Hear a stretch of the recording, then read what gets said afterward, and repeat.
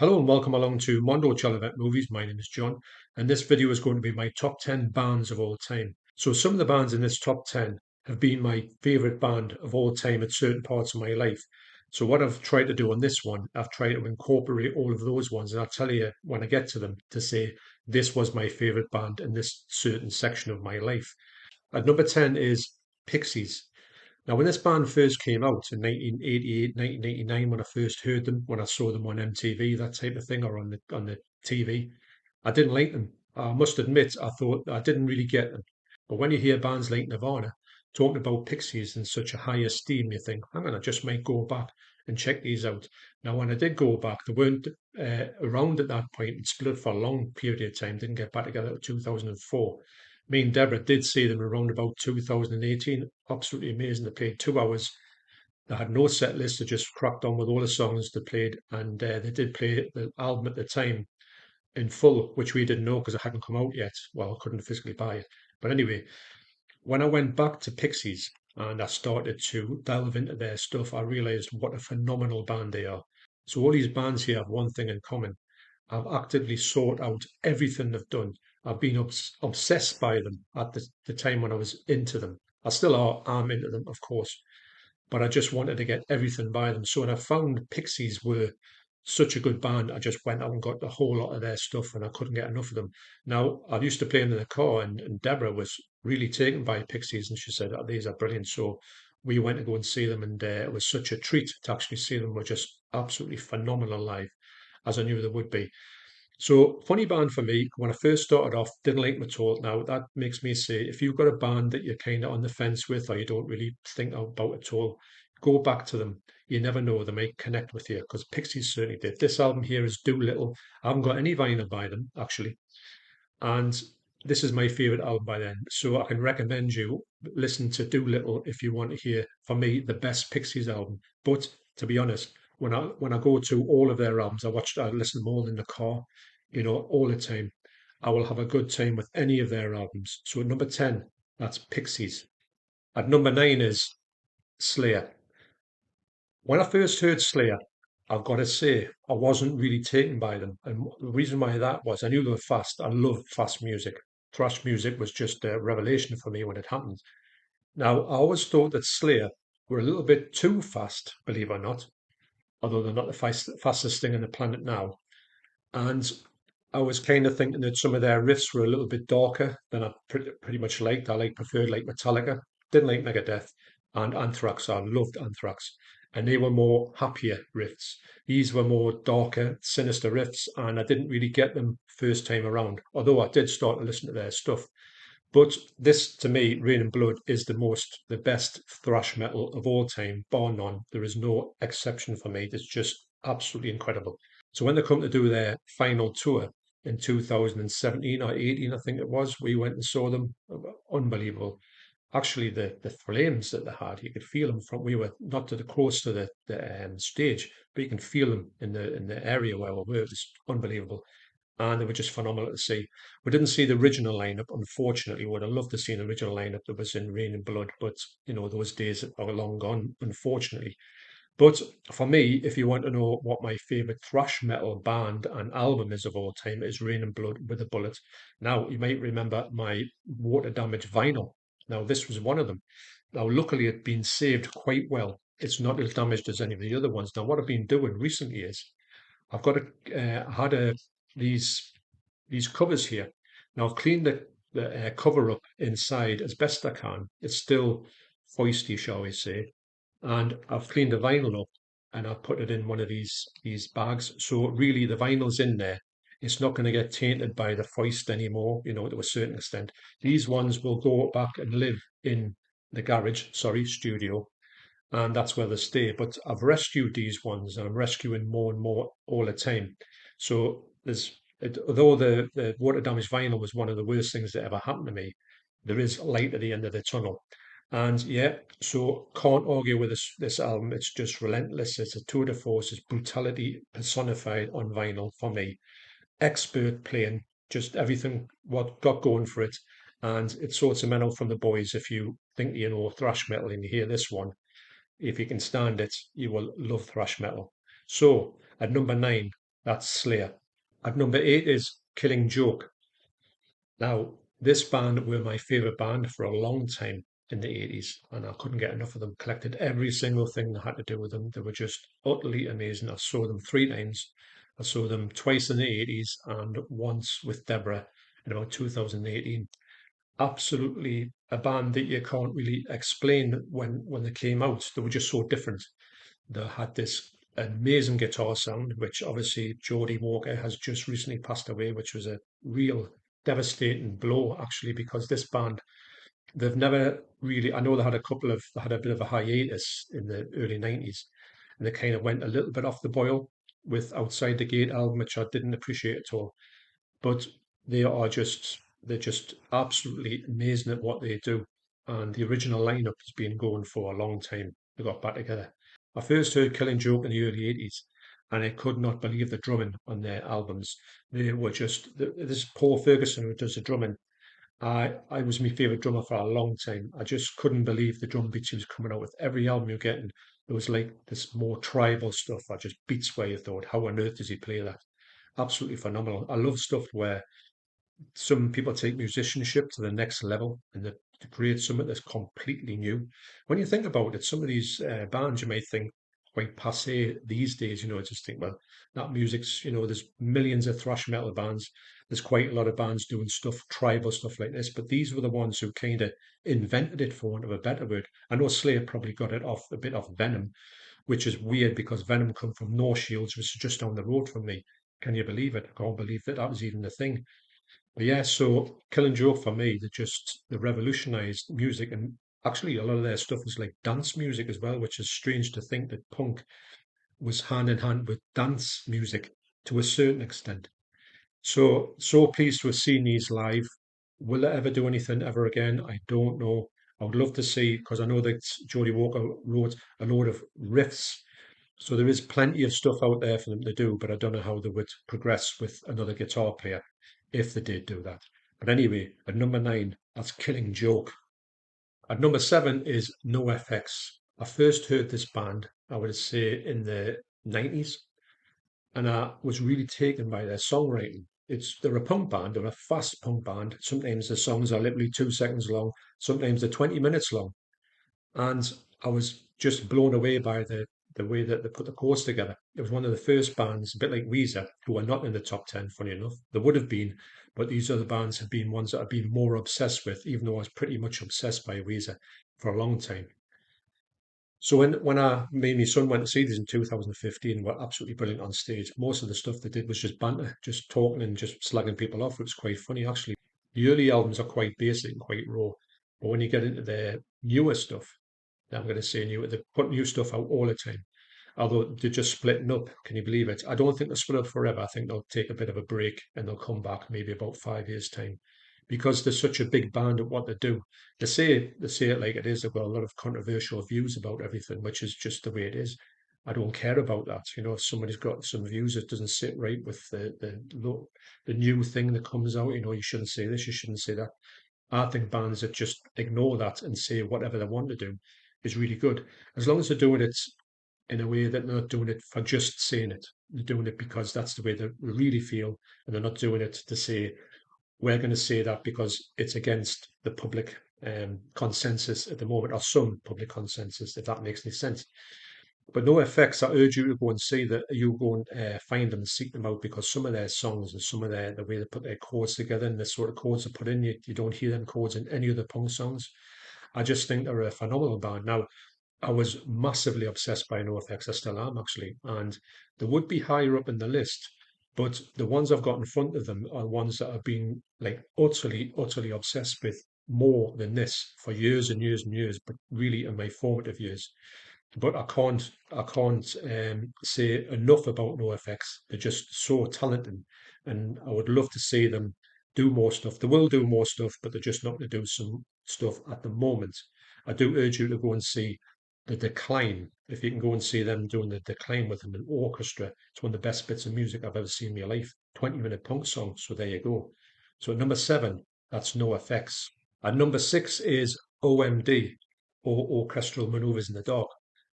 I was obsessed by this band. I've seen them twice now. I'd love to go and see them again. Haven't seen them for a long time. This is another water damage vinyl, unfortunately. Now, when this first came out, this album, Dazzle Ships, I had all of their stuff. I bought all of the singles, all of the 12 inches, all of the albums, all on first release. If they had a different cover, I'd buy the different cover. I think this was the first band where I got into collecting this thing, everything, everything. These bootlegged vinyls I've got, things that came with the albums that you didn't get with, and on first run I got the whole lot, and of course some of it got water damage, which was so soul destroying, if I'm honest. But I've seen, like I saw these twice in the 80s, were brilliant. I would love to go and see them again because I think they're still playing some really good stuff. And is their music as good, relevant to me as it was? Not particularly, but I do go back to OMD quite a lot and go through their old stuff. This one here, Dazzle Ships, like I say, when I first heard it, I didn't like it at all. But it's really grown on me. It might be my favourite album by them. It's got my favourite song on by them. It's called The Romance of the Telescope. That's my favourite song they've ever done, which was the B-side. It was on this album as well. In 1980, you had post-punk, which was like really starting to like flourish, but a lot of keyboard stuff was coming out then. And this was the first band that really, like, not the first band, but this was the one that I really took to. And I thought, right, I'm going to collect everything I've done that did for a large amount, but the whole of the 80s until I split up the first time around. So yeah, so can't get enough of this band. At the time, I was literally obsessed by them. I lived and breathed the Wembley. I couldn't get enough of them. Played them. Wouldn't play anything else for a certain period of time. I would say from maybe about 81 to about 84. It was just like the tunnel vision. But so they slipped down a little bit now. As you say, I don't listen to them that much anymore, but I do appreciate their early work. So at number six, that's OMD. Speaking of being obsessed by a band, at number five is Sex Pistols. Yeah, this was my go-to band for such a long time. Through the whole period of punk, I could not get enough of this band. I used to listen to them on a loop. This album, Great Rock and Roll Swindle, well, anything I could get my hands on, all the bootlegs that came out with all their unreleased stuff, like unreleased versions of stuff, demos. I just would have them on just a loop. I just liked everything about the Sex Pistols. I just loved the fact of just what they were. I'd never heard anything like it. When I was introduced to it by my friend's brother, I just thought, what on earth am I hearing here? I couldn't believe that songs had swearing on it. This album, it's not got loads of swearing on, but the songs that have got swearing on them is pretty brutal. And of course, when you're a kid and you hear these things, you think, right, this is just, and you just know that your parents would absolutely detest them, which they did. All my parents and my grandparents, everyone I knew that was over a certain age, used to think that these were demons personified, which is even better. That made you like them even more. So yeah, so this band just had everything for me. Now, funny enough, I did kind of just idolize them for such a long time, but I think once the keyboard stuff started to come out, I did navigate more to that stuff, like a bit like OMD. And I've never dropped them as a band, but I do think that I listen to them a lot less than I did. I mean, I haven't got a massive amount of output, and I do think that I know they're going to get back together again without Johnny Rotten as a singer, which is fair enough. They want to do that, and I think Johnny Rotten has just been a bit like narcissistic with his views to not get, just bury the hatchet, have a court case, settlement, get some money off them, and then just bury the hatchet and just do it again because none of us are getting any younger. And the fact that the other three can do this again, it would be great to see the original Sex Pistols play together. But I think Johnny Rotten, who I do like, unfortunately, with a bit of his narcissistic trait, is just to say, I'm not going to do that with them, is just a little bit too much. Life's too short and all that, but never mind. Like I say, I really idolized these for a lot of times. And I do watch lots of stuff by them on the TV. I'm always putting stuff on to do with, like behind the scenes and, all the members on here.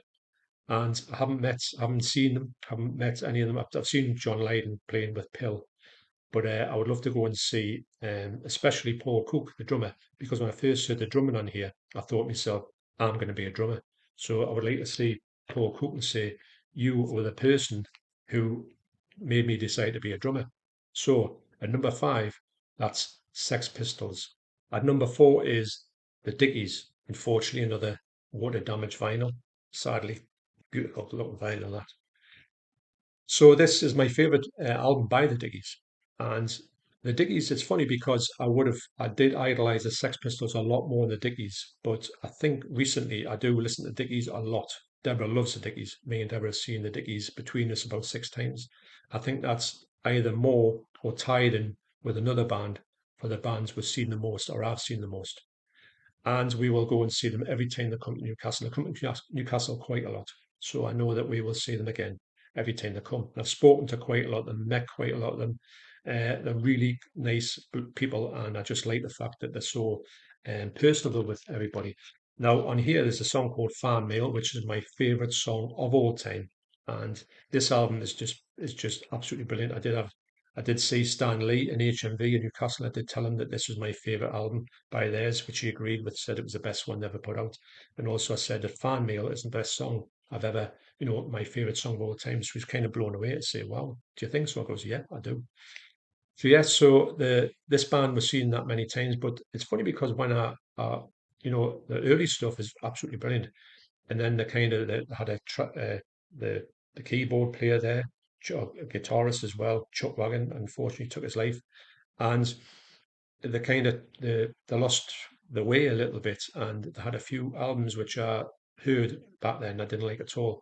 But going back to them, I went and bought every single thing by them on CD, and I've got to say, their albums are really, really good. Even though I haven't had a new album out for about 17 years, I keep talking about, oh yeah, it's going to be out next year, but it never comes out. But I have got one left to say to put out, and I can't wait for them to release it. And I just hope that they do that and tour for as long as possible, even though they're not getting any younger. So number four, that's the Dickies. At number three is Kraftwerk.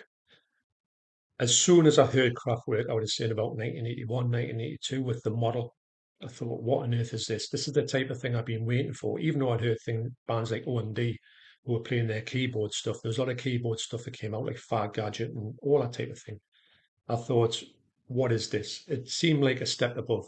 Now, when I realised that this had been from 1978, the model was originally recorded, I thought, hang on, what's going on here? I thought this was just invented in 1980. I thought I was mistaken about that. So I went back and found out that Kraftwerk had been doing this thing since the early 70s, and I thought, how is that possible? But anyway, they kind of, I would say, more or less invented this type of music with the help of a few others. But this is the band that's the most, I would say, the most influential electronic music of all time, bar none. Now, what I will do is I will do in the future, I will do a ranking of all the Kraftwerk albums, and I just picked this one out at random to show you that I am now collecting all of their albums on vinyl. I'm nearly there. There was only about 9 or 10 to buy, and they sound absolutely fantastic on vinyl. I mean, I've always liked them. I have them in the car all the time.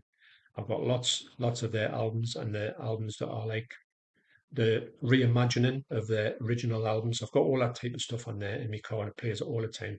But when I got the vinyls, I've been blown away by how much I really enjoy the vinyls, and I hear different things in the vinyls that I do when I'm playing in the car, especially the likes of Autobahn. You don't really get the full benefit of it because you're not really hearing the stuff that's on this vinyl because the car noise drowns a lot of it out, and with radioactivity as well. That doesn't play well in the car, but some of these, when you play them in the house, they just sound absolutely fantastic. A lot of these estimations in these vinyls these albums are changing with listening on vinyl, which I can't get enough of, as I said. So yeah, so when I heard Kraftwerk, I just thought this is the band for me, and I just went crazy on them. Got everything, single thing you could. I was listening to them all the time. I talked about this with Deborah. Believe this or not, this is quite cringy when I think about it. I found things that get thrown away though, like bits of not computer, bits of telly, bits of circuit boards, amp, like what they call like little, the little valve things used to put in the tellies. They used to have a load of things like that, and I used to put them on this bench with all these broken stuff. But I used to pretend I was in the band Kraftwerk, and when I was playing these records, I know them like the back of my hand. I know every little beep and every little like boop on it. Boing boom cha. I can do the, I did the whole lot on these broken bits of things. And if I look back on it now, I would look like a proper fool. But it just shows you how much. I mean, I was only young, but it shows you how influenced I was by this type of music. It was just like an absolute. When you think about it, when these things, nobody'd heard this stuff before. I know this stuff had come out in the early 70s, but they weren't really popular in the UK until the 80s. And you were hearing this type of music for the first time. And there's a lot of times in this music here that this was they were inventing this music. You'd never heard it before, and then they were coming out with this stuff like thrash or punk or post punk or electronic music. You thought, it was like an education every time you went to the record shop. You thought like, you put the top 20 on. You thought, what's this? Ska and all that. It's just amazing. You don't get that at all these days. I know people go on about the state of music these days, but I do think the state of music these days is just very unforgettable. There's no bands out there that I'm really in the charts. I don't know what the charts are. Never heard the charts or who's number one for years and years. I'm not really interested in that at all. I'm more interested about the fact that these are the things that form me in my whole music, love of music. So at number three, and I did go and see Craftwork with my good friend Stephen Watson in 2004. And I said before when we went in there that the soundscape they had there was just phenomenal. It had this huge TV. They weren't 3D at that point, but they are 3D now on the screen. So when we went to see them, I went in with a headache and come out without a headache because this music was so pure. I don't know how they did it, but it was revolutionary. The speakers apparently, according to somebody in the crowd when they were telling us. So yeah, absolutely amazing. So number three, that's Kraftwerk. And number two is a band that I've got into recently. I want to say recently, when I look back on it, it's been a good 20 years since I've been in this, since I first heard this band.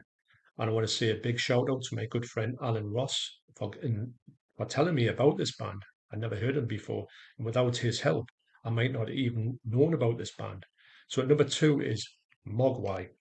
Now, I said that this is my favourite Mogwai album. If you ever want to go and just hear an album by Mogwai and see if you can get into them, because they're quite a funny band to get into. They've got some really strange music, experimental music, and music that might turn you off of them. But when you go and hear a good song by them, it kind of draws you in. Now, it takes me a long time to get into Mogwai, and they've started off as being a band that I've quite appreciated. But now I've got all of their albums, apart from two, I think, on vinyl. I've got them all on CD. That's another band. Like recently, this is the only band recently that I do actively seek out their stuff. They're still producing music. I mean, they've just had a number one album out about 2 years ago, and they've got a new album coming out this year. So they're always moving ahead and they've always got stuff coming out. And it's great to have a band that you're into who's releasing new music. I mean, you've got likes of Kraftwerk who are still going, but I don't think they'll ever release any new music. Unfortunately, just recreate the stuff they've had in great additions. But I just like the fact of getting a brand new album by Mogwai. But when I get the new Mogwai albums, it does take me quite a while to get into them. I do think that the growing is now this one was one that I just instantly thought this is a classic. But I go back to like their albums all the time, put them on. When I've been getting them on vinyl, I've been putting them on. I've been thinking, I can't really remember this video, this album, or it didn't really like resonate with as much when I first heard it. I first had it on CD in the car, but some of them I put on, they come on Die Young. When I put that on, I thought this is a phenomenal album. It's just amazing what vinyl adds to the Mogwai. I think out of all of these, Mogwai and Kraftwerk are probably one of the best bands to listen to on vinyl because they just bring just so much to it. Postman. That was the postman there. He was just re-delivering something he tried to deliver the other day. Was at work, unfortunately. I don't know why he couldn't get it through the letterbox. Just seems a bit daft, doesn't it? This is from my good friend Dave Ramsden. Now, he has sent me this package. I don't know what's in, pretty much what's in it, and I can't believe what is in here. This is some next level stuff. There's also as well, there's some presets in here, but there's a preset in here which I have never even seen before in my life. You will not believe it when you see it. So I'll be unboxing that after I do this one, and you'll see this week, that unboxing of that this week. So anyway, getting back to this one, yeah. So Mogwai, highly, highly recommended. I love the fact that they're doing stuff. They're still doing stuff, and it seems like they're going to go on for a long time yet. They've got a movie coming out as well. That's just going to be. I don't know where it's going to be shown, unfortunately, but I really hope it comes out on Blu-ray because I can't wait to see what it is. Because in one of the clips in it, it did show some footage from when they were at the stage in Gateshead, and it was shot in the where someone was shooting it. It was shot right next to where we were sitting because I recognised that angle. And I thought, hang on a minute, the person who shot that must have been sitting right next to us. So I can't wait to see that. They're more about instrumentals going from soft to absolutely blasting your ears, but can't recommend them highly enough. So number two, that's Mogwai. And at number one, you probably guessed it, is the Misfits. Now, when I first heard these, I hadn't heard these because I heard Metallica talking about them, and they had loads of stuff on the t-shirts. I thought, who are the Misfits? You couldn't find anything out about them. There's no internet. There's no nothing.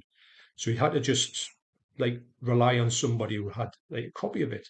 But nobody had copies of it. I used to go to the record shops and say, "You got anything by the Misfits?" No, never heard them. So they had split up long before that. I think they split up in 1983. From 1977 to 1983 was their golden period, shall we say? Even though the picture on here is not of the Misfits, this is Sam Hain. You know, they got that wrong. This is a bootleg. But yeah, so this this band here, they just I wanted to hear them so much, and then when I heard them, I couldn't believe what they were like. I couldn't even understand when the song. There was no dates on the songs. I didn't know when the songs were even like recorded. Were they recorded a long time ago? Were they recorded just now? I had no information. They were just so mysterious, and that's what I liked about them. I also liked the look of them. I just had never seen anything like it with the long hair hanging down, the devil lock. And the songs were so catchy, so just absolutely brilliant. I thought I had to get everything by them. It's so hard to buy the stuff by them. I did have a lot of their stuff on vinyl, which I sold, which I really regret, because the vinyl stuff is just ridiculously expensive. I did actually buy this from JJ Windows, actually, 10.99. So this is the bootleg. I used to buy this stuff and you say, oh, I can't believe it's a bootleg, but this is one of the best bootlegs they've ever put out. And it's a great album, live album.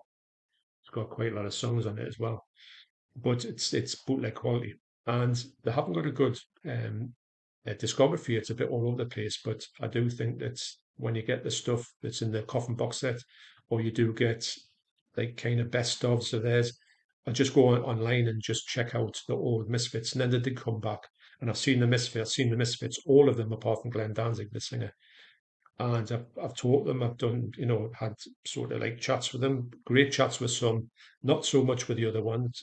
Doyle, who doesn't like really talk like people, and yeah, but it was just great to meet them. It was just they were like my idols. Now, recently, they got back together in 2016, the original lineup minus the drummer. They've got the drummer out of Slayer, which is equally as amazing. And I thought at that point they were going to do live videos, they were going to do live albums. They were probably going to do some new material or interviews or anything or pictures. And since then, they've done nothing. They've done live shows and nothing else. You can see the live shows on YouTube. They look quite good. But for me, I just don't understand why the Misfits don't capitalize on their massive popularity and do something like new for the fans now, even putting out the old vinyls or anything. Just don't seem to do anything. I know that they're probably not going to agree on rights and all that, so that even though they're all playing together and they seem to get on all right, I don't know if they're going to really able to divvy up the pennies on all of the stuff. So I think there's a lot of unresolved issues with them, which is a bit of a shame because if they had done this band would be, as they have been since the late 80s, my favorite band of all time. I can't don't get enough of this band. But recently, especially when they got back together in 2016, you would think, oh, this would be like their second golden period. But it's been quite kind of like, is that it? I feel a bit not let down. I feel a bit underwhelmed by their return, which I shouldn't feel like that. But it is what it is. So a lot of these bands here, like the likes of Mogwai, I do listen to Mogwai all the time. I'm always putting albums on by there in the house and in the car. So the Misfits, I don't listen to them that much anymore. And I would love to see some new stuff by them. Just if it was just some new proper videos or anything, or just interviews or anything. There's just nothing. It's a real shame that's happened actually. So they are slowly losing their grip on my favorite band of all time. And bands like Mogwai are knocking on the door and Craftwork. So a bit of a shame that I'm going to have to not end on a downer, but I'm going to say that the Misfits have always intrigued me and always like brought something new. And the songwriting and the lyrics and everything were just phenomenal. But they have kind of not fulfilled their true potential when they made this comeback in 2016, and it was huge. I mean, it broke the internet back then. And then since then, they've always done that. They've always had the way to put out amazing versions of their albums. They've got loads of unreleased tracks. They could do like special editions of everything, and it just never seemed to either agree enough or get together to say what can we going to give the fans. I know Jerry Only, the bass player, I've met quite a few times and had loads of chats with him. He's a really good bloke. Had photographs taken. He's such a nice fella. It seems as if even he doesn't. Well, he might have had the handcuffs put on him to say, look, don't go and do much stuff. He has put a solo album out, but I do know when Doyle plays his solo stuff, he doesn't do any Misfits songs. He used to do Misfits songs, but he says, I'll just leave that for the Misfits gigs. Maybe he's got his handcuffs on him then and just say, don't do them. So you can't really see, used to be able to see the Misfits all the time as to come across the UK. You can see them very easily. These days, they're not going to come across the UK as far as I can gather. So sadly, they aren't as accessible as they used to be, which is a bit of a shame. But like I say, these other bands, most of them are still going in some shape or form, and they could literally topple the Mighty Misfits from number one. Who knows? So yeah, so thanks for watching. I will come back and I will do another video on other favorite bands or maybe top tens of bands like Craftwork, for instance, and even Mogwai. So our albums ranking and maybe even the Misfits as well. My top band of all time, but are they going to be for much longer? Who knows? So thanks for watching. You take care, and I will see you on the next video. Cheers.